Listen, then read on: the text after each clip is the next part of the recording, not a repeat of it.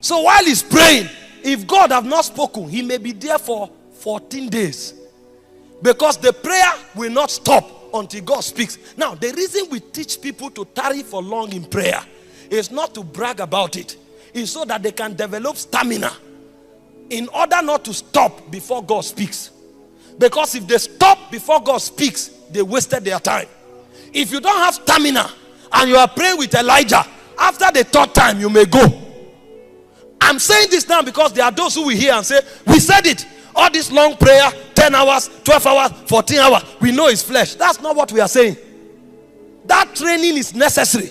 Because there are many times you want to create change that it will take 72 hours for God to speak.